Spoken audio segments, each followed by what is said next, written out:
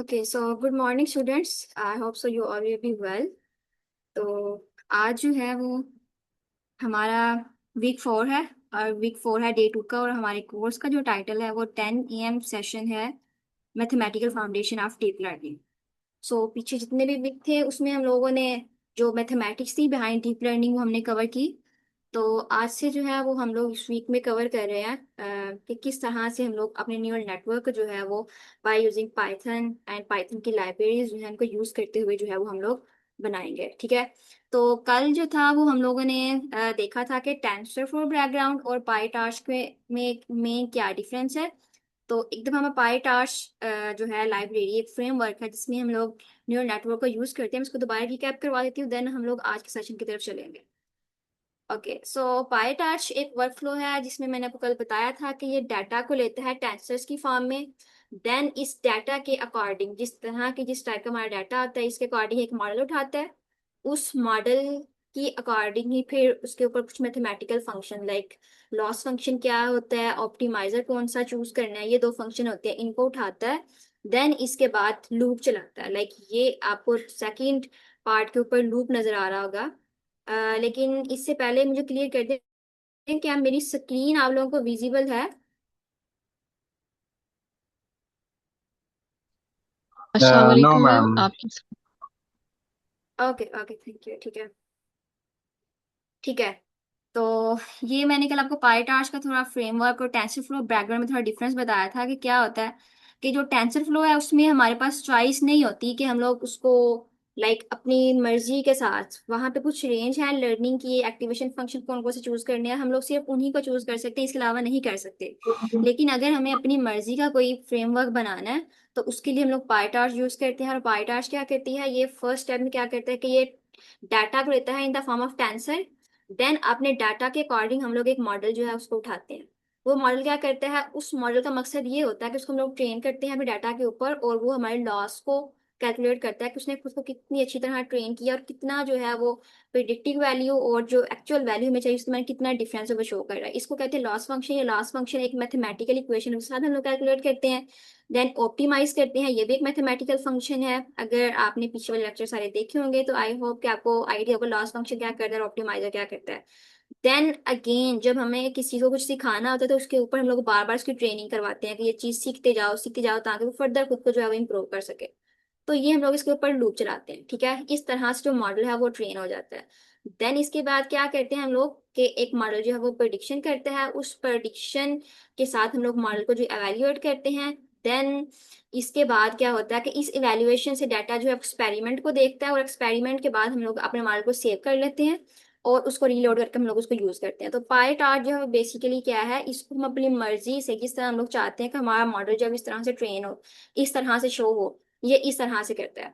So I hope कि मुझे लगता है कल के सेशन में कुछ लोगों ने ज्वाइन नहीं किया था, तो मैं उनको दोबारा से एक दफा टेंसर फ्लो बैकग्राउंड भी दिखा देती हूँ ताकि उन्हें आइडिया हो जाए कि टेंसर फ्लो बैकग्राउंड में और ये जो हमारी पाई चार्ट है इसमें क्या जो है वो मेन डिफरेंस है। तो ये अगर आपको टेंसरफ्लो बैकग्राउंड नजर आ रहा है, ये इसका फ्रेमवर्क, तो ये क्या करता है, यहाँ पे देखें तो लर्निंग रेट जो है ना वो सिर्फ हमारे पास ये वाले हैं। इतने ही स्टेप्स हैं, इसके अलावा हम लोग कोई और चूज नहीं कर सकते। एक्टिवेशन फंक्शन है तो वो सिर्फ ये वाले हैं, इसके अलावा हम लोग कुछ और यूज नहीं कर सकते। ठीक है। तो अगर यहाँ पे इपोक है, ये वो खुद से जितनी मर्जी चाहे रन कर सकता है, यहाँ से हम लोग इसको एक बार चला दें तो इसको हम लोग अपनी मर्जी से स्टॉप कर सकते हैं, अदरवाइज ये स्टॉप नहीं होगा।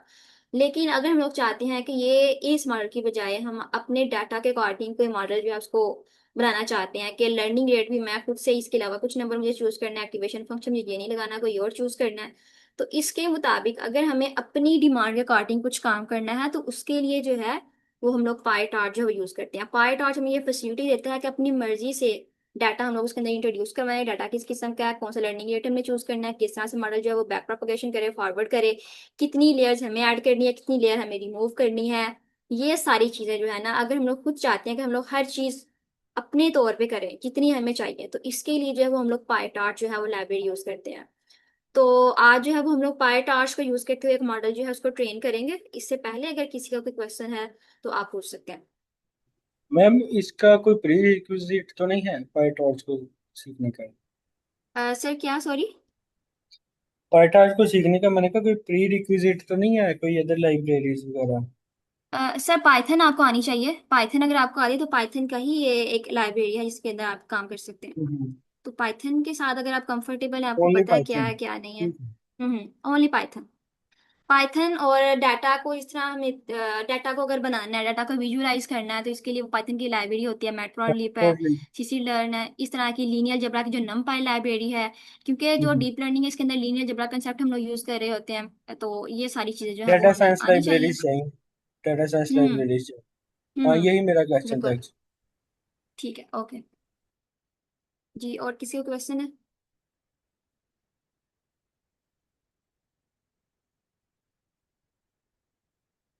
ओके।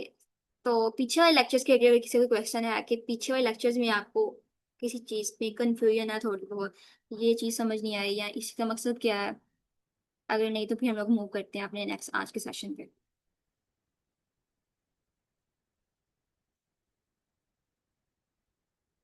ओके जी, ठीक है। तो हम लोग चलते हैं फिर आज के सेशन पे अपने। और आज जो है वो हम लोगों ने एक मॉडल को ट्रेन करना है कि मॉडल जो है वो ट्रेनिंग किस तरह से करता है, सीखता मैम, किस तरह से और किस तरह से। जी जी सर। ये जो अभी ये न्यूरल नेटवर्क में जो चीजें थी, 10H और साइमोड, ये चीजें भी यहीं पे हम्म। यूज होंगी? जी सर, बिल्कुल यहीं पे यूज होंगी। तो मैम वो थोड़ा सा आप बता देंगे वो क्या क्या चीजें होती हैं, थोड़ा सा बैकग्राउंड? ठीक है सर। ओके, ठीक है। जैसे ये ये जो लर्निंग रेट एक्टिवेशन और ठीक है सर। अब मैं आपको एग्जांपल अगर दूं कि समझ लें आप टीचर हैं और आपने किसी छोटे बच्चे का लेवल को ही ना सिखाना है कि तुमने एबीसी कैसे लिखनी है। ठीक है, आप सिखा रहे होते हैं तो आप समझ लें कि ये आपके पास कोई बच्चा है और इसको आपने सिखाना है कि तुमने ये काम कैसे करना है। इसका मेन मकसद क्या है, इसने प्रिडिक्ट करके हमें देना है कि लेट सपोज कि हमारे पास दो इमेजेस हैं और उसके ऊपर डाटा को ट्रेन कर रहे हैं कि उसको सिखाना है कि तुमने इसके अंदर फीचर्स जो है वो सीखने हैं, पैटर्न सीखने हैं। और बाद में तुम्हें मुझे प्रिंट करके दिखाना है कि ये इमेज जो मैंने तुम्हें प्रोवाइड की है वो कैट की है डॉग की है। ठीक है, इसको एक बच्चा समझ ले जिसने प्रिडिक्ट करके देना है कि ये इमेज कैट की है डॉग की है। इसी तरह आप एग्जांपल लेने कि आपके पास एक बच्चा बैठा है जिसको आपने सिखाना है कि ए है। ठीक है, तो आप क्या करते हैं, बच्चे कुछ ना कुछ थोड़े से डॉट लगा के देंगे ना, जिस तरह यहाँ पे कुछ डॉट लगा के देंगे, एक ये डॉट है, एक ये डॉट है, एक ये डॉट है, इन डॉट्स को मिला के तो ये जो पैटर्न है तुम इसको बनाओ। तो ये जो आपने डॉट्स को लगा के दिए ना, ये आपके पास एज एन इनपुट आप उस बच्चे को प्रोवाइड करें। बच्चा उन इनपुट को लेके तो उसके ऊपर कुछ फिगर ड्रा करेगा। वो ड्रा करेगा तो कुछ सम टाइम लाइक वो शेप इस वो हो सकती है इस तरह से, तो आप उसको बच्चे को दोबारा कहेंगे नहीं, ये जो लाइन तुमने ठीक नहीं लगाई इसको दोबारा लिखो। वो फिर लिखेगा, थोड़ा वो टेढ़ा करेगा, मतलब जिस तरह से भी बच्चा जब लर्निंग पॉइंट पे होता है तो वो बहुत सी गलतियां करता है फिर बाद में सीखता है। तो इसी तरह ये जो मॉडल है ना, इसको हम लोग कुछ डाटा पॉइंट्स देते हैं और ये डाटा पॉइंट्स के अकॉर्डिंग खुद से कुछ मतलब जितने उसको चाहिए कि ये एक पॉइंट के ऊपर काम नहीं करा, लाइक लेट सपोज के बच्चे को कभी कभी हम लोग ये करते हैं कि उसको थोड़ा सा हाईलाइट करके देते हैं कि इसके ऊपर ऊपर लिखो। ठीक है, थोड़ा बच्चा थोड़ा इंप्रूव करता है तो फिर उसको हम लोग छोटे छोटे डॉट्स लगा देते हैं कि इस डॉट्स को इसके साथ तुमने मिलाना है और फिर ये काम करना है। फिर जब बच्चा और टेढ़ा हो जाता है फिर उसको हम लोग सिर्फ ये तीन डॉट लगा देते हैं, फिर कहते हैं कि नहीं, अब सिर्फ एक डॉट के ऊपर काम चलना है। तो ये मतलब उसके लर्निंग पॉइंट्स है कि इस तरह से वो सीख रहा है। इस चीज को ना आपकी पहुंच कहते हैं कि कितनी दफा आप जो है वो सिखा रहे हैं, कितनी दफा आपने एक लूप को चलाना है कि वो बच्चा जो है वो चीज सीख ले। ठीक है, अब ये जो है ना यहाँ पे लिखा हुआ लर्निंग रेट, ये लर्निंग रेट है कितने कितने स्टेप्स के साथ आपने स्टूडेंट को सिखाना है कि तुम ये पैटर्न रिकॉग्नाइज करो। अब अगर तो जो है वो डायरेक्टली बच्चे को एक डॉट लगा देंगे, कहेंगे इसी से सीखो, तो ये 10 वाला डॉट होगा और ये बहुत डायरेक्टली होगा, ये अच्छे से जो है इसको रिकॉग्नाइज नहीं कर पाएगा। तो इसका मतलब ये हमें बहुत छोटे छोटे पॉइंट्स इनको लेके चलना पड़ता है। लाइक लेट्स सपोज कि अगर आप 0.001 ये छोटा पॉइंट है, इसको लेके आप कंसीडर करके बच्चे को सिखा रहे हैं तो वो इससे लाइक उसके लिए थोड़ी इजी होगी कि वो बिल्कुल स्टार्टिंग में सीख रहा है तो उसको मतलब थोड़ा इजी होगा। फिर आप चाहते हो कि थोड़ा सा और इंक्रीज, तो ये जो है ना ये लर्निंग रेट है कि ये स्टेप्स हैं कि जितने स्टेप्स जितना गैप करके आप उसको सिखाना चाह रहे हैं, जितना छोटा गैप होगा वो उतनी जल्दी जो है वो, या ये कि जल्दी नहीं, जल्दी तो नहीं करेगा लेकिन ये कि उतना एक्यूरेटली जो है वो सीख पाएगा। ठीक है, ये लर्निंग रेट है। अब जब डाटा, ये तो एक बच्चे की एग्जांपल थी, जब हम लोग किसी न्यूरल नेटवर्क को सिखा रहे होते हैं तो डीप लर्निंग मशीन लर्निंग के भी आगे सब फील्ड है कि वो फ्रेमवर्क वो चीजें जिस डाटा के ऊपर मशीन लर्निंग भी नहीं काम कर पाती वहां पे हम लोग डीप लर्निंग को फिर यूज कर रहे थे क्योंकि ये हिडन नेटवर्क जो पैटर्न होते हैं उसको रिकॉग्नाइज कर रहा होता है। अब यहाँ पे देखें कि जो रियल वर्ल्ड डाटा है जो हम लोग मॉडल को दे रहे हैं वो हमारे पास होता है नॉन लीनियर। जिस तरह अगर कैट एंड डॉग की इमेजेस ही ले लें तो जो इमेजेस है ना वो नॉन लीनियर लीनियर डाटा नहीं है। तो जब लीनियर डाटा को, नॉन लीनियर डाटा को हम लोग किसी न्यूरॉन को देते हैं, वो न्यूरॉन क्या करता है, अगर हम ये समझें कि ये न्यूरॉन है और इसकी मैथमेटिकल इक्वेशन मैंने आपको काफी दफा पहले भी दिखाई हुई है कि जी इज इक्वल टू जो है W1 X1 W2 X2 some time जो है वो इस तरह की होती है, ठीक है। अब आपको क्या लगता है कि ये एक इक्वेशन है, ये एक इक्वेशन जो है हमें किस तरह का आंसर जो है वो प्रोवाइड करेगी? वो आंसर लीनियर होगा कि नॉन लीनियर होगा? लीनियर होगा। वो लीनियर होगा। अब यहाँ पे देखें कि हम लोग तो काम कर रहे हैं नॉन लीनियर के साथ। अब यहाँ पे अगर मैं इसके अंदर जो है वो एक और लेयर ऐड कर दूं, ये एक और लेयर मैंने ऐड कर दी, तो अब जब इसकी इनपुट जो है वो सॉरी इसकी जो आउटपुट है वो आ गई है लीनियर। अब मैं तो लीनियर, अब जब अगले वाले नेटवर्क को, अगले वाले न्यूरॉन को मुझे कुछ आउट इनपुट देनी है, लाइक ये वाली इनपुट इसके लिए होगी और जो इसकी आउटपुट होगी ना वो अगले वाले के लिए एज एन इनपुट होगी, फिर इसकी जो आउटपुट आएगी वो अगले वाले के लिए एज एन इनपुट होगी। इस तरह से जो है वो काम चलता है। अब जब इसने जो है वो मुझे आउटपुट दे दी लीनियर, तो लीनियर आउटपुट अगले वालों को, अगले वाले नेटवर्क को दूंगी तो वो मतलब लीनियर इनपुट से कुछ भी रिकॉग्नाइज नहीं कर पाएगा। इस वजह से हम लोग क्या करते हैं, फिर इसके ऊपर एक्टिवेशन फंक्शन लगाते हैं कि वो इसके अंदर नॉन लीनियरिटी ऐड करते हैं, ठीक है। वो नॉन लीनियरिटी ऐड करेगा तो ये जो इस वाले की आउटपुट होगी वो एक नॉन लीनियर बन जाएगी अगले वाले के लिए नॉन लीनियर इनपुट। इस तरह से जो इसकी आउटपुट होगी इसको एक्टिवेशन फंक्शन लगाया वो अगले के लिए, अगले वाले न्यूरॉन के लिए नॉन लीनियर जो है वो इनपुट काम करेगी। इस तरह से जो है वो हम लोग काम करते जाते हैं, ठीक है। तो एक्टिवेशन फंक्शन का जो बेसिकली मेन पर्पज होता है ना वो ये होता है। अब ये जो एक्टिवेशन फंक्शन है इसकी मेन ये है, ये थ्री टाइप्स हैं, रीलू, टेन हाइपरबोलिक और सिग्मॉइड। सिग्मॉइड जो है ये बहुत ज्यादा मतलब पुराना हो चुका है, लोग इसको यूज नहीं करते, लेकिन फिर भी आउटपुट लेयर के लिए सबसे बेस्ट होता है। इसको हम लोग आउटपुट लेयर में तो यूज मैम करते ये हम किस बेस के हैं। ऊपर डिसाइड करते हैं कि हमें कौन सा यूज करना चाहिए? और एक और क्वेश्चन, अगर ये लास्ट पे हम्म पहुंच जाएगा तो फिर लास्ट पे भी हम्म जब आउटपुट निकलेगी तो उसके ऊपर भी एक्टिवेशन फंक्शन लिखेगा? क्योंकि लास्ट ठीक है मैं आपको लेक्चर बताती में हूँ। मैंने आज देखा था आपका, उसमें आपने लिखा था हम्म वो लास्ट पे प्रिडिक्शन देता है हमें, है ना? बिल्कुल। अब मैं आपको एक्टिवेशन फंक्शन का बताती हूँ क्या करते हैं। इसमें से जो सबसे मैं आपको बेस्ट कहूँ ना तो वो रीलू है। रीलू क्या करता है कि ये हमारे पास इनपुट देता है मैक्सिमम फॉर्म में, लाइक अगर हमारे पास एक नंबर है 67 और दूसरा नंबर है मेरे पास 5, इन दोनों में से जो मैक्सिमम आएगा ना ये वो रिटर्न कर देता है कि मैक्सिमम वाला जो है वो हमारी आउटपुट है। अब इसके अंदर ये जो आंसर आता है ना इसको हम लोग एक फंक्शन के अंदर रखते हैं। लाइक सिग्मोइड की भी एक इक्वेशन है, अगर हमारे यहाँ पीछे वाले लेक्चर्स को देखेंगे ना तो आपको वहां पे एक स्लाइड्स भी है जो मैंने ऐड की हुई है। सिग्मोइड की भी एक इक्वेशन है, टेन हाइपरबोलिक की भी एक इक्वेशन है और रील की भी जी एक जो मैम। है वो इक्वेशन है, ठीक है। हम्म। अब अगर हम लोग सिग्मोइड को देखें तो सिग्मोइड की इक्वेशन इस तरह से है कि 1/1 + e⁻⁻जी, ठीक है। ये क्या करेगा, जो इसकी आउटपुट आई थी ना उसको इस फॉर्म में रखेगा और बाद में जिसका आंसर प्रोवाइड करेगा ना वो आंसर इसका या 0 होगा या 1 होगा या इसके जो है वो दरमियान होगा। अब सिग्मोइड फंक्शन को आउटपुट लेयर में यूज करने का मकसद क्या है, लास्ट पे तो मैंने प्रिडिक्शन करनी है कि मुझे बताओ इमेज कैट की है या डॉग की है, लाइक 0 जो है वो कैट की है और 1 अगर कहेगा तो वो डॉग की है, ठीक है। तो आप प्रिडिक्शन में अगर मुझे सिर्फ यही दो चीजें चाहिए कि या मुझे 0 बताए या मुझे 1 बताए या मुझे नियरली इक्वल बताए कि अगर मेरा जो आंसर है वो तकरीबन 0.9999, तो मतलब इसको इतने परसेंट श्योरिटी है कि जो इमेज जो उसने प्रोवाइड किया वो डॉग की है। तो जो सिग्मोइड फंक्शन है इसको हम लोग आउटपुट लेयर में इसलिए यूज करते हैं क्योंकि ये हमें प्रेडिक्शन देता है इन द फॉर्म ऑफ 0 और 1, ठीक है। ये सबसे पुराने जो थे ना लाइक न्यूरल नेटवर्क वहां पे यूज होता था। और अगर हम लोग इसकी शेप देखें ना तो ये इस तरह से एस शेप में जो है ना, एस शेप में इसकी जो हम्म। मतलब कर्व है ना इस तरह से बनता है। अब यहाँ पे जब हम लोग ग्रेडियंट डिसेंट कैलकुलेट करते हैं, ग्रेडियंट डिसेंट भी एक स्टेप है जो कि हमें बताता है कि हमें जो है वो किस डायरेक्शन में जाना है, ठीक है। ग्रेडियंट डिसेंट को समझना है तो इसके लिए समझ लें ये आपके पास एक कर्व है और इस कर्व के आपने सबसे उस पॉइंट पे जाना है कि जहाँ पे लॉस जो है या उसकी वैल्यू जो है मिनिमम हो। फॉर इंस्टांस अगर आप यहाँ पे खड़े हैं और आपको डिसाइड करना है कि मुझे इस साइड पे जाना है या इस साइड पे, लाइक मुझे लेफ्ट साइड पे जाना है या राइट साइड पे जाना है, तो जी आप मैम, आंखें ये बंद मुझे करके, बताओ जी जी, कि हम तो इस वो। तरह से ना ये काम करता है।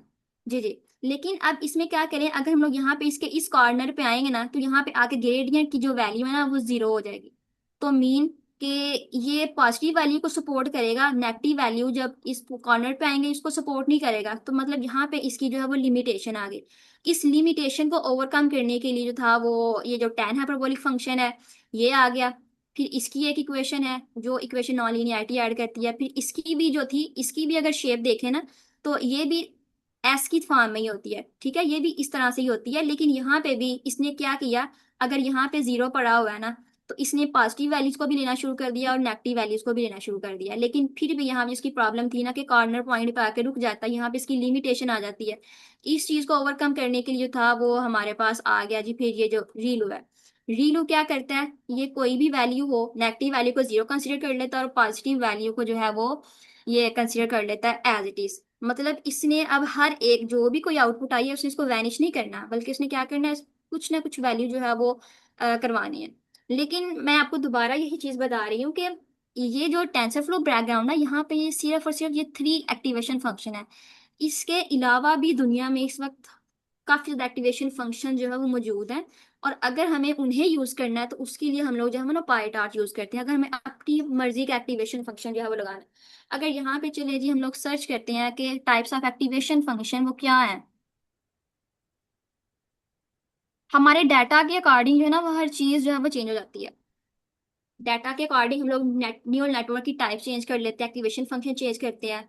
तो ये देखें, एक लीनियर एक्टिवेशन फंक्शन है, नॉन लीनियर एक्टिव फंक्शन में सिग्मोइड आ गया, टेन हाइपरबोलिक आ गया, रीलू आ गया, ये देखें लीकी रीलू अभी है, ये एक लीकी रीलू भी है, ये सॉफ्ट मैक्स फंक्शन है एक।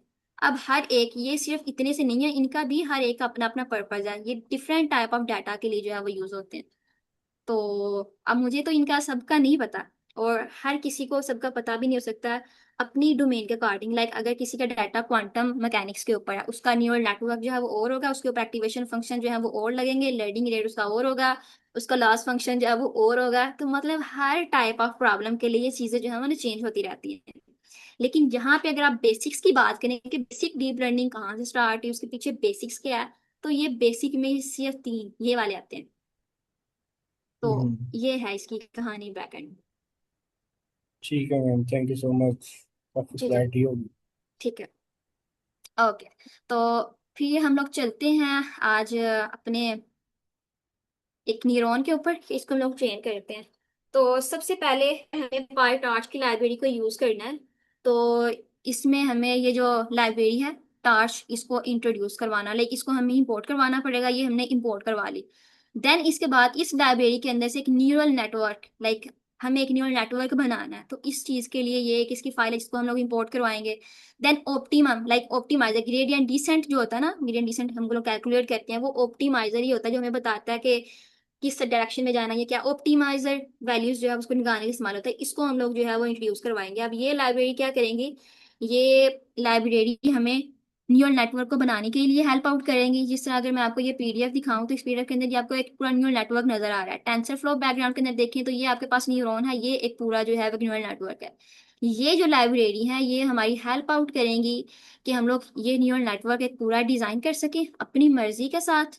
और इसके ऊपर कुछ अगर हम लोगों ने ऑपरेशंस करने हैं, लाइक किसी न्यूरल को ट्रेन करना है, तो उसके ऊपर लीनियर अलजेब्रा कंसेप्ट हमें यूज करने पड़ेंगे। तो उसके लिए हम लोगों ने नमपाई जो है ना वो इंट्रोड्यूस करवा ली। और अगर हम इसको ग्रेडियंट वगैरह कैलकुलेट करने हैं, जिस तरह ग्रेडियंट डिसेंट है, तो gradient descent gradient derivative calculate करने के लिए ही यूज होगा। तो उसके लिए हमने ये ऑप्टिमाइजर का जो फंक्शन लाइब्रेरी है इसको इंपोर्ट करवा लिया। ये क्या करेंगे, ये हमारे पास ऑलरेडी प्री डिफाइंड इसके अंदर हर चीज पड़ी हुई है। लाइक अगर मुझे डेरिवेटिव कैलकुलेट करना है, तो लेट सपोज मुझे डेरिवेटिव कैलकुलेट करना है y is equal to 3x की पावर 4 का, तो ये क्या करना पड़ेगा, हम लोग इसको बाय हैंड करेंगे, तो हम लोग कहेंगे इसके ऊपर पावर रूल लगा दो, इसकी पावर ये आएगी, ये इसके साथ आके मल्टीप्लाई हो जाएगा, 12x की पावर जो है वो 3 एक कम करेंगे तो ये इस तरह से आ जाएगी। अब हम जो है इसको ये नहीं बताएंगे कि तुमने इसके ऊपर ये वाला रूल अप्लाई करना है, ये लाइक ये तो एक सिंपली जो है वो एक्सपोनेंशियल फंक्शन है। अगर मेरे पास एक फंक्शन आ जाता है इस तरह से y is equal to log, और log 3x की पावर 4, अब मैं कहती हूँ इसका डेरिवेटिव कैलकुलेट करो। तो जितने भी फंक्शन है, ये इनवर्स फंक्शन भी हो सकते हैं, ये एक्सपोनेंशियल फंक्शन भी हो सकते हैं, लोगारिथमिक फंक्शन भी, डिफरेंट टाइप ऑफ फंक्शंस हैं। तो हर एक फंक्शन के लिए अलग से फार्मूलाज हैं, अलग से स्टेप्स हैं, हर एक को कैलकुलेट करने का जो स्टेप है ना वो अलग है। तो हमें इस चीज को कैलकुलेट करने की जरूरत नहीं पड़ती है, मैं सिंपली कहूंगी कि जो ग्रेडियंट, यहाँ पे सिर्फ एक फंक्शन है ग्रेडियंट, ग्रेडियंट कैलकुलेट करके दो y का। अब वो उसके अंदर हर चीज जो है वो ऑलरेडी जो है वो डिफाइन है, वो सिर्फ हमें इसकी वैल्यू जो है ना ये 12x3 ये हमें प्रोवाइड करके देगा। तो ये जो लाइब्रेरीज हैं ये हमारे लिए इस तरह से काम करती हैं। और numpy कभी मैंने आपको बता दिया लीनियर अलजेब्रा कंसेप्ट, दो वेक्टर्स इस तरह। अभी मैंने आपको बताया कि पाईटार जो है ये टेंसर की फॉर्म में जो है डाटा लेती है। अब टेंसर क्या है, टेंसर बैकएंड पे जो है वो एक मैट्रिक्स ही है, वो वेक्टर ही है। तो वेक्टर मैट्रिक्स के साथ अगर आपने काम करना है, उनको मल्टीप्लाई करना है, ऐड करवाना है, उसके ऊपर आपने कोई भी ऑपरेशन परफॉर्म करना है, तो वो जो numpy की लाइब्रेरी है ये काम करती है। तो इसको हमने इस तरह इंट्रोड्यूस करवा लिया है। अब ये जो मैटप्लॉटलिब डॉट पाई प्लॉट एज पीएलटी, अगर आप में से कोई जिसको पाइथन आती है तो उसको पता होगा। सो आई थिंक मुझे एक्सप्लेन करने चाहिए, आप लोग मुझे बता सकते हैं कि ये मैटप्लॉटलिब क्या काम करती है। मैम ये विजुअलाइजेशन के लिए यूज करते हैं हम, ग्राफ्स वगैरह बनाने के लिए शायद। हम्म। ठीक है, ग्राफ्स वगैरह बनाने के लिए अगर लेट्स सपोज मेरे पास कोई भी फंक्शन है, इक्वेशन है, कोई डाटा है, उसको ग्राफ बनाना है। अगर y is equal to x तो स्क्वायर, ये ये एक रिप्रेजेंट करने फंक्शन है। के लिए। जी जी। इसका अगर मुझे ग्राफ बनाना है तो इसका कुछ डाटा पॉइंट होंगे। तो इसका ग्राफ बनाने के लिए हम लोग मैटप्लॉटलिब, किसी भी चीज को अगर हमने विजुअलाइज करना है, प्लॉट करना है, उसको विजुअल देखना है, तो हम लोग ये लाइब्रेरी जो है इसको इंस्टॉल करेंगे और इसको डाटा प्रोवाइड करेंगे और ये हमें उसको विजुअल दिखा देगी। ठीक है। इसके बाद ये सीसी लर्न एक डाटा सेट है जो कि कुछ, सर आप सर अब्दुल रहमान आप बताएंगे कि ये सीसी लर्न क्या काम करती है, इसके लर्न। मैम ये डाटा अपना, मैंने भी वैसे की नहीं है, मैं अभी हम्म मैटप्लॉटलिब पर नंपाई वगैरह की है, लेकिन हम्म साइकिट-लर्न मेरी लिस्ट में है अभी तो। लेकिन मैंने हम्म इसके बारे में थोड़ा सा पढ़ा, ये हमारे जो मॉडल्स होते हम्म हैं ना, यानी डाटा साइंस को अप्लाई करने के लिए, उसके लिए यूज करते हैं हम्म। हम। ठीक है। तो तो मतलब यही है कि ये एक लाइब्रेरी है कि अगर हमारे पास कोई डाटा सेट है तो उस डाटा सेट को हम चाहते हैं किस तरह से ऑर्गेनाइज करें, शो करवाएं, या क्या चीज डाटा सेट को मेंटेन करने के लिए, ऑर्गेनाइज करने के लिए ना, हम लोग इस लाइब्रेरी को जो है वो यूज करते हैं। और अगर इसी लाइब्रेरी के अंदर से मॉडल को हम लोगों ने सिलेक्ट करना है कि अगर हमारे पास डाटा है, उस डाटा को दो हिस्सों में डिवाइड करना है, तो या मॉडल को जो है वो हम लोगों ने ट्रेन भी करना है टेस्टिंग पॉइंट के ऊपर, तो ये डाटा को स्प्लिट करने के लिए, डिवाइड करने के लिए, या मॉडल को ट्रेन करने के लिए इस तरह से जो है वो इस्तेमाल होती है।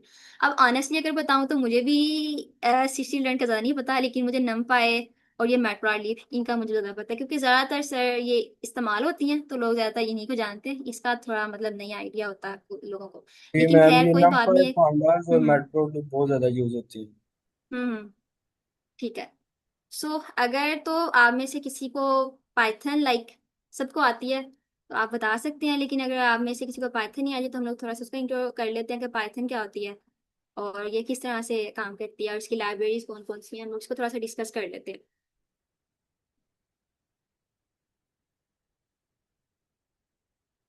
अगर आप खुद को अनम्यूट नहीं कर सकते तो आप अपना जो है वो रिस्पॉन्स चैट के अंदर सेंड कर सकते हैं कि yes we know Python, Python क्या है, इसकी लाइब्रेरी कौन कौन सी है।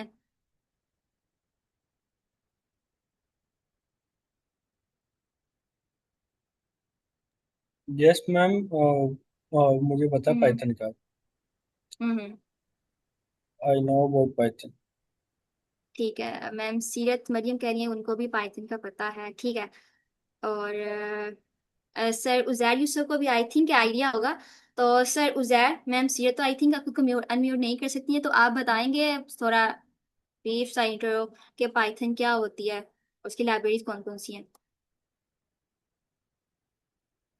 हाँ जी मैम, अस्सलाम वालेकुम। मुझे ना बेसिक यानी कि कह सकते हैं पाइथन का ना एक आइडिया है, बेसिक मैंने यूज़ की हम्म हुई है। उसकी हम्म जैसे फंक्शंस या उस तरह जो है लूप्स वगैरह और फॉर लूप वाइल लूप, मतलब ये इस तरह जो एक बेसिक कहने, और फिर उसमें थोड़ा बहुत डाटा सेट्स वगैरह पे भी काम किया। हम्म। तो सर आप पाइथन के बारे में थोड़ा सा बताएं कि पाइथन बेसिकली किस तरह से यूज कर सकते हैं, इसी को लोग यूज क्यों करते हैं, इसकी इंपॉर्टेंस क्या है, वर्थ क्या है, किस तरह से हम लोग इसको जो है वो। मुझे लगता है कि मुझे, मेरा अगर बैकग्राउंड मैथमेटिक्स है, मैंने पाइथन को ज़्यादा काम नहीं किया। सिर्फ मैंने तकरीबन 2-3 दिन में चैट जीपीटी को पूछा कि पाइथन क्या है, और पाइथन उसने सारी मेरे सामने रख दी। तो मुझे लगता है कि इतनी मुश्किल नहीं है। आप बता सकते हैं मतलब आपने किस तरह सीखी और क्या मतलब ये है थोड़ी बहुत। मैंने यही जो इस पे कोड इन प्लेस का एक है ना प्रोग्राम जो हम्म इधर ही मैंने देखा था, आई कोड, तो वो मैंने फिर किया था। और इधर ही जो हम्म बेसिक पाइथन की जो एक कोर्स करवाते हैं, जो मतलब जो आई कोड ग्रुप ही चल रहा है बेसिक पाइथन का हम्म फॉर हम्म बिगनर्स, वो वाला की वो किया है, उस पे किया पाइथन, उससे सीखी है पाइथन। हम्म। ठीक है। मैम अ, मैम मेरा एक जी सर। क्वेश्चन है मैम, इस जितनी आपने बताई है इससे आपका काम चल जाता है पाइथन ये? Sir first of all Python मैंने ऑलरेडी जो थी वो CSS सॉरी C++ जो थी ना वो लैंग्वेज मैंने पढ़ी हुई थी। तो समहाउ उसका सिंटैक्स जो था वो थोड़ा सा चेंज है, बाकी कंसेप्ट तो वही, जैसे कि लूप क्या होता है, सिलेक्शन कंसेप्ट तो स्टेटमेंट वही क्या है होती है, जी। कंसेप्ट तो सारे के सारे वही हैं, सिर्फ थोड़ा सा मतलब इसका जो सेंटेंस वो थोड़ा सा चेंज हुआ, कंसेप्ट जो थे वही थे। तो इन चीज़ों का मुझे ऑलरेडी आइडिया था, तो मैंने सिर्फ देखा। और अभी अगर मैं पर्सनली बात बताऊं तो मुझे कोडिंग वगैरह नहीं आती, लेकिन मुझे इतना पता होता है कि यहाँ पे ये चल क्या रहा है, यहाँ पे काम क्या हो रहा है। तो जिस तरह अभी वो सर जफर भी कहते हैं कि हम लोग हैकाथॉन्स के अंदर जाते हैं, पार्टिसिपेट करते हैं, कोडिंग कंपटीशन आते हैं, हमें नहीं पता होता वहाँ पे क्या करना क्या नहीं करना।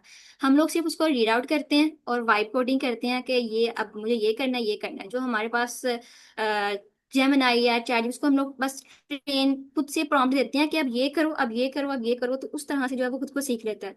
तो अगर मैं ये कहूँ कि हर एक लाइन को मैं खुद से लिखने बैठ जाऊं तो वो मेरे से नहीं होगा, लेकिन जो एक पीछे एल्गोरिथम उन्होंने कौन सा यूज किया है मुझे उसका थोड़ा बहुत मतलब आइडिया होता है कि इन्होंने ये काम किया और इस तरह से इसको कर सकते हैं। मैंने जो है वो DSA की प्रॉब्लम जो है वो भी सॉल्व की है, और वो भी इसी तरह से की है कि मुझे नहीं पता कि वो किस तरह से सॉल्व करनी है, लेकिन जिस तरह वो एक होता है ना, ये एक लाइब्रेरी है। तो ऑनेस्टली अगर मैं बताऊं तो सर उजैर ने जिस तरह काम किया स्टैनफोर्ड के अंदर, तो इस चीज़ ने हमारी बहुत ज़्यादा हेल्प आउट की है कि वहाँ पे जो हेड टीचिंग असिस्टेंट था वो हमें सिखाता था कि आप लोगों ने यहाँ पे लाइक कमेंट्स की सूरत में अब हम लोग यहाँ पे ये करने लगे हैं, नेक्स्ट स्टेप पे जाएं तो फिर एक लाइन लगा के अब यहाँ पे ये करेंगे, यहाँ करेंगे। इस चीज ने ना हमारी स्किल को बहुत ज्यादा इंप्रूव किया कि हम लोग सिर्फ उसको इंग्लिश में बता देते हैं कि अब तुमने नेक्स्ट ये करना है, अब तुमने नेक्स्ट ये करना है, वो सारी इंग्लिश स्टेटमेंट उठा के देते हैं जेमिनाई को, उसके अकॉर्डिंग हमें कोड राइट कर देता है। तो मुझे सिर्फ इसकी इतनी अंडरस्टैंडिंग है कि स्टेटमेंट क्या होती है, देन पांडास क्या काम करता है, नमपाई किस लिए यूज होती है। अब जो कुछ करना है, अगर वहाँ पे कुछ मिस्टेक भी हो रही होती है ना, तो वो मिस्टेक जो है हम लोग ठीक करवा लेते हैं जेमिनाई के साथ। तो ये काम करते हैं। अच्छा, ये नहीं आपने नमपाई वगैरह ये जो डाटा साइंस लाइब्रेरीज है इनकी वीडियोस ट्यूटोरियल्स यहाँ पे डॉक्यूमेंटेशन से नहीं की? ऐसे ही है? नो, बिल्कुल मैंने इसको ऐसे नहीं किया। इसको मैंने सिर्फ ChatGPT से किया, एक दिन में कर ली, 2 दिन में कर ली। तकरीबन मुझे लगता है कि मैंने इसको अगर कहूँ तो 1 वीक, और 1 वीक के अंदर से मैंने इसको सिर्फ 2 घंटे दिए होंगे, 3 आवर्स दिए होंगे, और मैंने इसको सारा कवर कर लिया।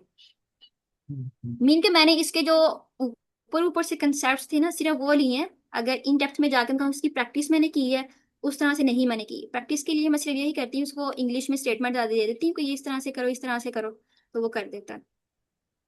सो और रिसेंटली वो लेटेक्स का आपको आइडिया होगा, जिसके अंदर हम लोग CV वगैरह बनाते हैं अपने, या कुछ डॉक्यूमेंट्स बनाते हैं। तो वो भी ऐसे ही किया कि जेमिनाई है, उसको बता दिया कि लेटेक्स का कोड राइट करो, ये वाली मेरी इंफॉर्मेशन है, वो सारी दे देता है, प्रोवाइड करता है, फिर मुझे आगे देखते हैं। और जब हम लोग फिर देखते हैं कि यहाँ पे ये मिस्टेक, और सबसे ज्यादा मुझे लगता है इंसान सीखता है वो मिस्टेक से ही है, कि जब हम लोग देखते हैं यहाँ पे किस वजह से एरर आया है, वो एरर नीचे से वो एक्सप्लेन भी कर देते हैं, खुद भी एरर आइडिया हमें हो जाता है कि अब यहाँ पे ये काम करना है, यहाँ पे ये चीज रखनी है, यहाँ पे ये चीज करनी है। तो वहां से भी सीख लेता है, और फिर हम लोग कहते हैं जी मुझे तो लेटेक्स भी आती है, मुझे तो मैटलैब जो मैटलैब है वो भी यूज करना आता है। इस तरह से काफी ज्यादा सॉफ्टवेयर हैं जो चीजों को विजुअलाइज करने के लिए और हमारे मैथमेटिक्स की करने के लिए इस्तेमाल होते हैं। ऑनेस्टली अगर मैं बताऊं तो मैंने इनमें से एक भी सॉफ्टवेयर अपनी जो है वो स्टडी के अंदर ड्यूरिंग स्टडी ये नहीं किया, किसी से भी नहीं सीखा, ये तो खुद ही लाइक जेमिनाई से या चैट से सीख लिया इस तरह से। हम्म। हम्म। तो जहां और तक फिर मैम मुझे जब आइडिया है वो ये है। हम्म। आप जब जी ईमेलिंग सर। करती हैं तो आप उसमें कोई प्रोजेक्ट हम्म। वगैरह नहीं ऐड करती हैं ML का? प्रोजेक्ट सर यहाँ पे भी मैंने 3 चीज़ों में डिवाइड किया हुआ है।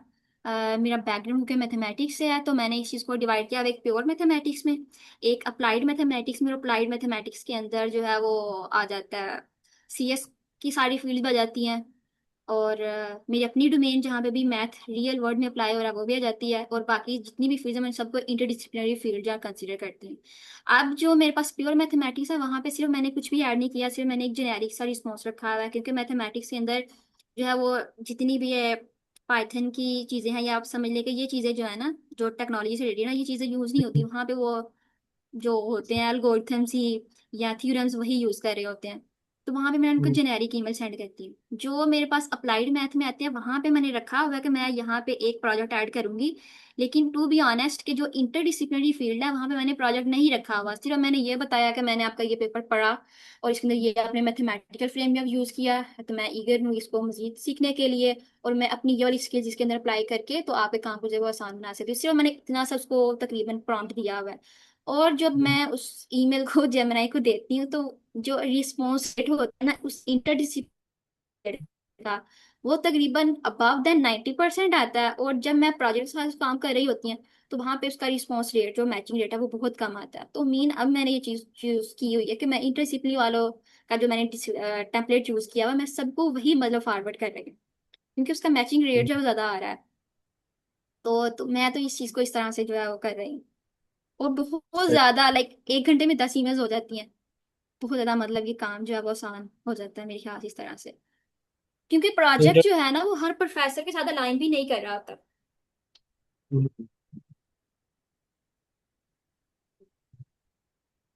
तो मेरे ख्याल से इस चीज़ जो है यहाँ पे डिस्कस करने वाली नहीं है। मजीद सर अगर आपको कुछ इन्फॉर्मेशन चाहिए होगी तो आप मुझे टेक्स्ट कर दीजिएगा, स्लैक पे जो है पिन कर दीजिएगा, मैं आपको बता बता दूंगी। आई थिंक आपने अपना ईमेल प्रोसेस जो है स्टार्ट किया हुआ है।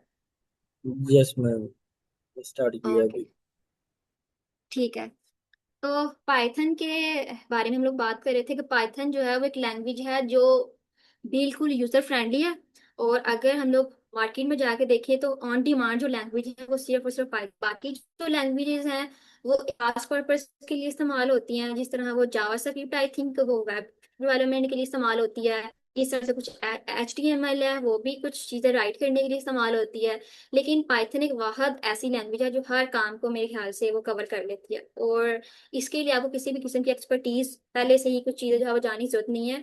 आप इसको लाइक अगर आपको कुछ नहीं आता, अगर आई थिंक कि आप को सिर्फ इंग्लिश स्टेटमेंट पढ़नी आती है, अगर एक स्टूडेंट है वो 5-6 क्लास में जिसको सिर्फ ये पता है कि रीडिंग किस तरह से करनी है, उसको चीज़ों की अंडरस्टैंडिंग हो रही होती है, तो वो भी जो है आई थिंक इन चीज़ों को सीख सकता है। लाइक इतनी ये यूजर फ्रेंडली है। और क्योंकि ये बहुत ज़्यादा मार्केट में ऑन डिमांड है तो फर्स्ट ऑफ ऑल तो ये है कि जो पाइथन है वो सबको आनी चाहिए, बाकी लैंग्वेज नहीं भी आई तो उसका काम जो है वो चल सकता है। तो पाइथन जो है वो मस्ट एंड इम्पोर्टेंट एक लैंग्वेज है। तो पाइथन के आगे से कुछ लाइब्रेरीज हैं जिस तरह सर ने बताया, पांडास है, नमपाई है, इसके बाद ये मैटप्लॉटलिब है, scikit-learn है, इसके अलावा कुछ और भी हो सकती है लेकिन हमने ज़्यादातर जो नेम सुने हैं वो यही है। तो ये कुछ लाइब्रेरीज हैं, आप अगर इन चीज़ों को देखेंगे तो आप लोग जो है इसको अंडरस्टैंड कर लेंगे। ठीक है, तो ये हमने कुछ लाइब्रेरीज यूज इंस्टॉल कर ली, इंपोर्ट कर ली, क्योंकि ये चीज़ें जो है वो हम लोग यहाँ पे आगे जाके यूज करेंगे। ठीक है, तो इसको जो हम लोग रन करेंगे तो ये सिंपली हमारे इस PDF के अंदर या इस सेल के अंदर जो है वो रन हो जाएंगे। ठीक है, अब नेक्स्ट हम लोग चलें तो हम लोगों ने क्योंकि एक नेटवर्क बनाना है और उस नेटवर्क को बनाने के लिए, एक मॉडल को बनाने के लिए, ट्रेन करने के लिए हमारे पास डाटा सेट होना चाहिए। अब डाटा सेट हमने क्या लिया कि हम लोगों ने लिया है 500, मेरे पास सैंपल टेस्ट है। और इसके अंदर नॉइस जो है वो ऐड कर दिया 0.15%। नॉइस का मतलब क्या है, स्कैटर कर दिया। लाइक एक चीज अगर एक ग्रुप में पड़ी हुई है, जिस तरह यहाँ पे अगर मैं एक लाइन लगाऊं तो ये एक लाइन है, समझ लीजिए ये हमारा डाटा है। अब नॉइस का मतलब ये हुआ कि डाटा के कुछ पॉइंट्स यहाँ पे, कुछ पॉइंट्स यहाँ पे, कुछ पॉइंट्स यहाँ पे, कुछ पॉइंट लाइक ये तो सिर्फ और सिर्फ एक डाटा सेट है, ये अपनी असल वैल्यू से थोड़ा सा इतना हटा हुआ है तो ये नॉइस है।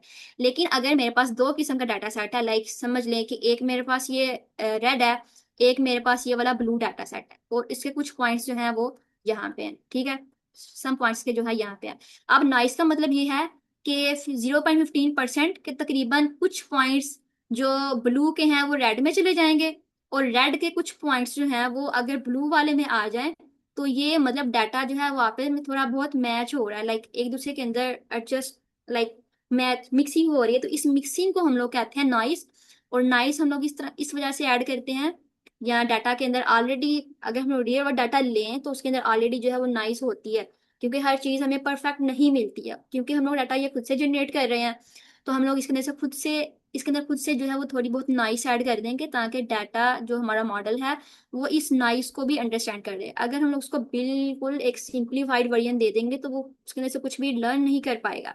लेकिन अगर उसको इस तरह से कोई डाटा देंगे जो मिक्स है, उसको थोड़ी बहुत एफर्ट करनी पड़ रही है, तो एफर्ट करने के बाद जो चीज़ एफर्ट करती है, कोशिश करती है, हमेशा कहते हैं वही चीज़ खुद को ज़्यादा निखारती है। तो ये इस वजह से हम लोगों ने नॉइस ऐड की है ताकि वो बिल्कुल अच्छे से एफर्ट करने के बाद सीखे। ठीक है। और रैंडम जो है वो रैंडमली डाटा को जो है वो जनरेट करने के लिए हमने इस्तेमाल किया है, कि जरूरी नहीं है कि अगर मेरे पास 500 स्टूडेंट है तो सबकी चीजें जो है वो सेम हो, क्योंकि हम लोग एक किसी स्कूल का डाटा नहीं ले रहे हैं या किसी एक स्पेसिफिक क्लास का डाटा नहीं ले रहे, हम लोग रैंडमली ले रहे हैं डाटा, तो वो रैंडमली कुछ भी कोई ना कोई वैल्यूज जो है वो इसको ऐड कर देगा। ठीक है।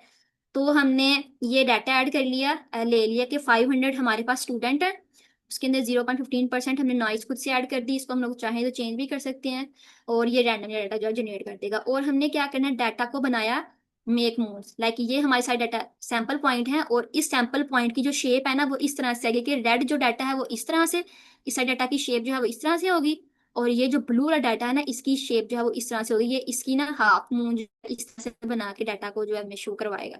और इसको एक्स और वाई कोऑर्डिनेट के ऊपर रखा, कि यहाँ पे जो रेड वाले हैं वो समझ ले एक्स वाले पॉइंट्स हैं, और जो ब्लू वाले हैं वो समझ ले हमारे पास के वाई वाले पॉइंट है। ये हमने डाटा जो है वो एक सबसे पहले जनरेट कर लिया। अब एक्स वाला डाटा जो है, क्योंकि अगर हम लोग इस ग्राफ के ऊपर देखें तो ये सिर्फ और सिर्फ एक्स पोजीशन के ऊपर नहीं है, एक्स पोजीशन लाइक ये वाली पोजीशन जो आएगी हॉरिजॉन्टल, हमें जो है डाटा को वर्टिकल भी शो करवाना है। लाइक अगर ये एक पॉइंट यहाँ पे पड़ा हुआ है तो इस पॉइंट को देखें तो इसकी एक पोजीशन एक्स के लिहाज से भी होती है और इसकी एक पोजीशन जो है वाई के लिहाज से भी होती है। तो हम लोगों ने डाटा जो है वो -1 से 1 की रेंज में इस तरह से रीशेप कर दिया ताकि ये एक ग्राफ की सूरत में जो है वो आ जाए। तो लाइक डाटा को हॉरिजॉन्टली शो करवाना तो ऐसे ही आएगा, लेकिन अगर वर्टिकली शो करवाना है तो इसको हमने -1 से लेकर 1 तक की रेंज में जो है इसको रख लिया। ठीक है। अब हम लोग क्या करेंगे, इसकी फिगर जो है इसको हम लोगों ने प्लॉट करना है।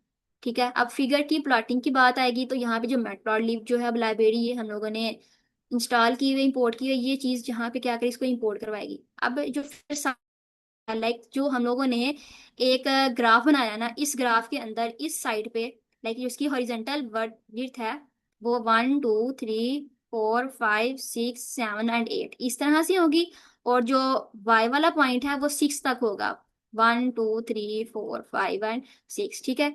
तो ये जो समझ लें कि जो हमारी फिगर है, जो एक इमेज हम लोग बनाना चाह रहे हैं, जो एक ग्राफ हम लोग बनाना चाह रहे हैं, जो कैनवस है हमारा, उसकी जो विड्थ है, जो उसका साइज है वो क्या होना चाहिए, उसमें 8 जो है वो हॉरिजेंटल पॉइंट्स होने चाहिए, और जो 6 है ना वो इस तरह से वर्टिकल होने चाहिए। ठीक है।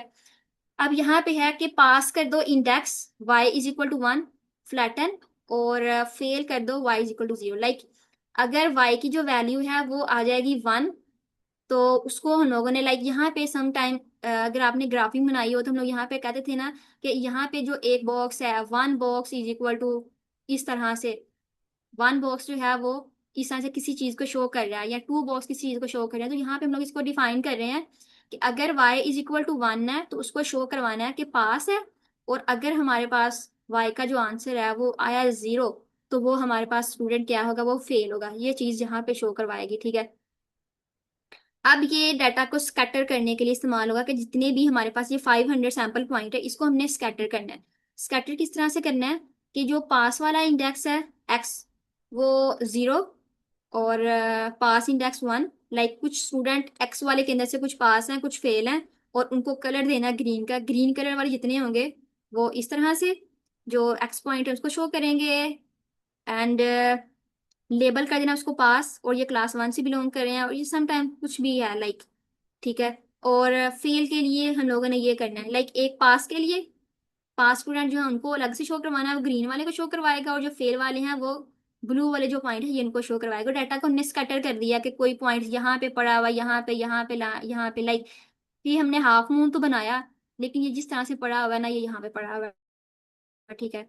अब ये मैटप्लॉटलिब की ही लाइब्रेरी है कि अगर हम लोगों ने एक ग्राफ एक फिगर बनाई है तो उस फिगर को हम लोगों ने एक टाइटल देना है। तो ये टाइटल है इसका जी सिंथेटिक डाटा, कोई भी हाफ मून का डाटा है, ये कुछ भी इसको अपनी मर्जी से जो है वो आप लोग एडजस्ट कर सकते हैं, लेकिन किसी भी चीज को टाइटल देना है। जिस तरह अगर ये मेरे पास एक फाइल है, इसका मैंने टाइटल रखा हुआ जी NN.IPY नोटबुक, तो यहाँ पे मैं ये एंटर कर दूंगी, तो यहाँ पे इसका टाइटल जो है वो इस तरह से चेंज हो जाएगा। अब यहाँ पे जो एक्स लेबल है, ये जो लाइन है एक्स लेबल, इसको भी कोई नाम रखना है मुझे, ये जो वाई लेबल है इसका भी मुझे कोई नाम रखना है।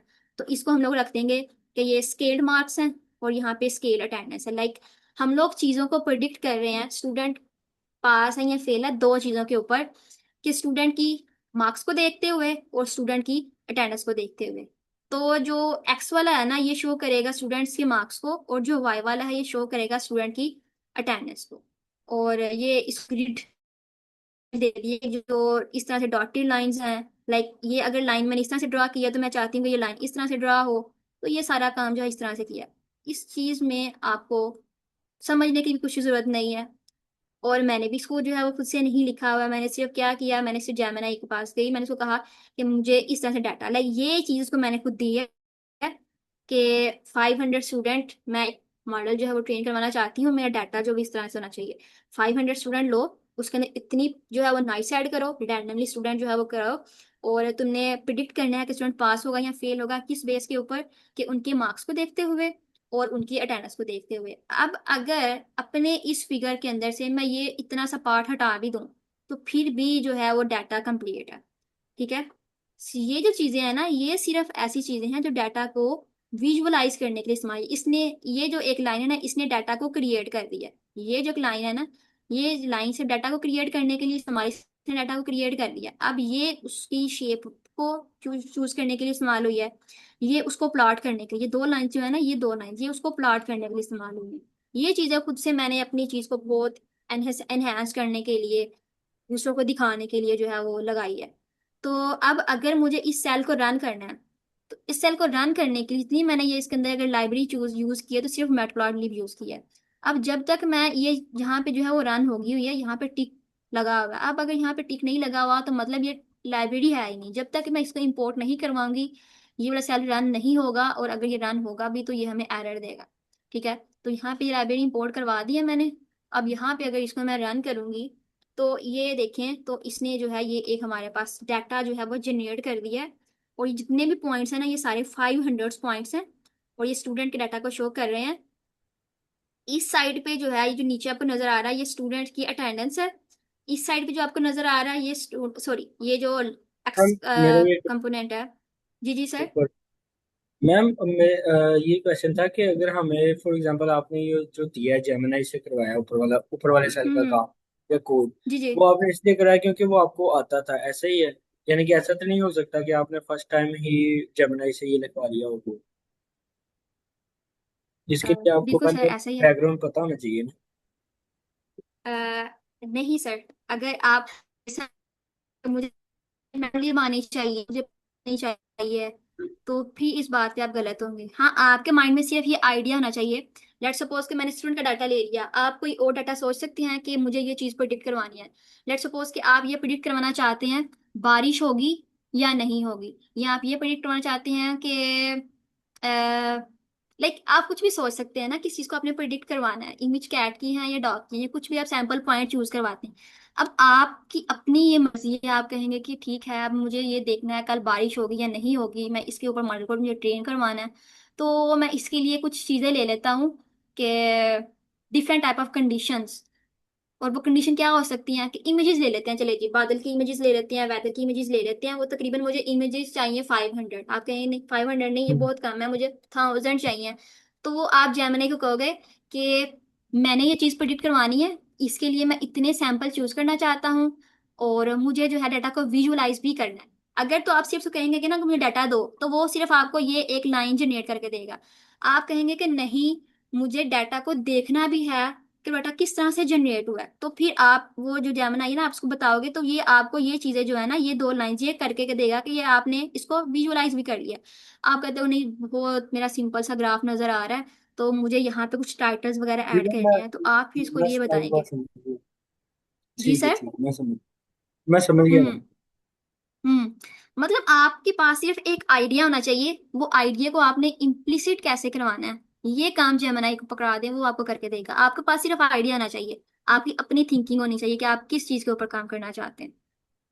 हम्म। ओके। ठीक है। तो यहाँ पे फिर देखें, तो ये इसने डाटा जनरेट कर दिया 500, ये सैंपल पॉइंट है, ये स्टूडेंट्स का डाटा है।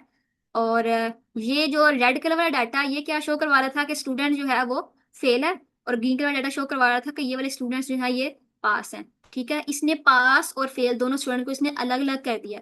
एक्स जो इसकी ये लाइन है इसके ऊपर हमने शो करवाए थे स्टूडेंट्स के मार्क्स, और यहाँ पे हमने शो करवाए थे स्टूडेंट्स की जो थी वो अटेंडेंस। और ये जो पास और फेल लिखा हुआ है जो मैंने आपको बताया था ना, ये लिखा हुआ है पास इंडेक्स y = 1 हो, या देखिए क्लास 1 है तो वो पास, और अगर क्लास 0 है तो ये जो बॉक्स यहाँ पे नजर आ रहा है ना, ये 2 लाइंस ने ये चीज जो है वो जनरेट किया। हमारी अपनी मर्जी है, हम लोग इसको जो है वो स्किप कर सकते हैं, ये लाइंस को हम लोग स्किप कर सकते हैं, ये लाइन जो है इसको हम लोग स्किप कर सकते हैं। हमें इसे डाटा को विजुलाइज करना है, तो इतना सा अगर क्रिएट करना है तो सारी लाइन स्किप करके सिर्फ आप इतनी से 2 लाइन को बता सकते हैं। तो ये डाटा जो है वो इस तरह से जनरेट हो गया। ठीक है, अब हमारे पास जो है वो डाटा आ गया। डाटा आ गया है तो डाटा आने के बाद हमें क्या करना है, इसको हमें अपने मॉडल को देना है। ठीक है, अब डाटा को मॉडल को देने से पहले हम लोग क्या करेंगे, डाटा को हम लोग 2 हिस्सों में डिवाइड कर देंगे कि आधा डाटा हमें ट्रेनिंग के लिए रखना चाहिए, आधा डाटा टेस्टिंग के लिए। अगर आपके पास ये 500 सैंपल है, आप कहते हो 250 पॉइंट के लिए ना मैं डाटा को ट्रेन करता हूँ। और जिस तरह अगर आप में से किसी ने आइल्स का एग्जाम दिया हो तो आप पहले प्रैक्टिस करते हैं, और प्रैक्टिस के बाद आप खुद को टेस्ट करते हैं मॉक इंटरव्यू दे के। ठीक है, कोई भी आप काम करने जैसे आप किसी क्लास में आप टेस्ट ही देते हैं, कुछ मैथ के आप क्वेश्चन सॉल्व करते हैं, सबसे पहले आप प्रैक्टिस करते हैं, प्रैक्टिस देने के बाद आप बुक बंद करके आप कहते हैं ठीक है मुझे ये वाले क्वेश्चन आ गए, अब मैं एक अनसीन क्वेश्चन पकड़ता हूँ और उसको कहता हूँ, उसको देखता हूँ क्या ये मतलब मेरे कंसेप्ट ठीक हो गए हैं। अगर तो मैंने ये सवाल ठीक कर लिया, मतलब मुझे कॉन्फिडेंट होगा कि मैंने ये सवाल जो है बहुत अच्छे से कर लिया। तो डाटा मॉडल को ट्रेन करने के लिए हम लोग यही करते हैं कि कुछ डाटा सैंपल पॉइंट्स को देते हैं और कहते हैं कि इन चीजों को देखते हुए खुद को सीखो, अपनी चीजें अंदर चीजें ऑब्जॉर्व करो, पैटर्न्स लर्न कर लो, फार्मूलाज लर्न कर लो, हर चीज लर्न कर लो। 80% डाटा हमने ट्रेनिंग के लिए ऊपर दे दिया। ठीक है, कुछ इमेजेस या कुछ डाटा पॉइंट हम लोग बैकएंड पर रख लेंगे जो हम डाटा को ऑलरेडी नहीं देंगे, इसके ऊपर डाटा को हम लोग टेस्ट करेंगे। एक डाटा दिया, उसने अगर बिल्कुल ठीक प्रेडिक्शन दी तो हम लोग कहेंगे डाटा ने तो बिल्कुल ठीक काम किया। अगला दिया, फिर दिया, फिर दिया, इस तरह 20 पॉइंट जो हमने 20% पॉइंट में रखे हुए हैं ना, हर एक को डाटा को हम लोग जो है वो देखेंगे। अगर तो इस 20% टेस्टिंग के ऊपर डाटा काम कर रहा है तो मीन के इसके अलावा 500 पॉइंट्स के अलावा भी अगर हम लोग कोई डाटा पॉइंट जो उसने कभी नहीं ऑलरेडी देखा उसके ऊपर काम करेगा तो मीन हमारा मॉडल जो है वो बहुत अच्छे से बिल्कुल परफेक्टली काम करेगा। लेकिन अगर डाटा ने ट्रेनिंग तो कर ली 80% के ऊपर, वो खुद मतलब रट्टे जिस तरह लगाना होता है कि रट्टा लगा के आपने किसी चीज को याद कर लिया, जब टेस्टिंग की बात आई तो टेस्टिंग में वो चीजें अनसीन होंगी, उसने उसको ऑब्जर्व ही नहीं किया, ठीक से काम ही नहीं किया, तो मीन मॉडल जो है वो फेल हुआ है। इसने क्या किया, इसने सीखा कुछ नहीं है, इसने सिर्फ रट्टा लगाया। ये चीज जो है ना, हम लोग डाटा को इस तरह से 2 हिस्सों में डिवाइड करते हैं ताकि हम लोग बजाय ये कि 100% डाटा के ऊपर हमारे मॉडल को ट्रेन कर लें, बाद में एक अनसीन पॉइंट दें या किसी और को बताएं कि ये हमने मॉडल ट्रेन किया है, और बाद में जो है उस बिल्कुल अच्छा रिस्पॉन्स ना करे और हमारी इंसल्ट हो गई क्या किस किस्म का मॉडल दे रही है, तो बिल्कुल प्रिडिक्शन ही नहीं ठीक दे रहा। तो इस वजह से हम लोग क्या करते हैं, डाटा जो हमारे पास होता है उसको 2 हिस्सों में डिवाइड कर लेते हैं, ट्रेनिंग एंड टेस्टिंग। ठीक है, अब ये भी हमारी अपनी चॉइस होती है कितने परसेंट डाटा हम लोग ट्रेनिंग के ऊपर रखना चाहते हैं, कितने परसेंट टेस्टिंग। तो के अंदर हमने 80% डाटा ट्रेनिंग के लिए रख लिया और 20% डाटा हमने टेस्टिंग के लिए रख लिया। ठीक है, और हमने डाटा को डिवाइड कर दिया एक्स ट्रेन और एक्स टेस्ट और वाई ट्रेन और वाई टेस्ट, पास और फेल जो दोनों स्टूडेंट थे उसमें से कुछ data train and test, train and test.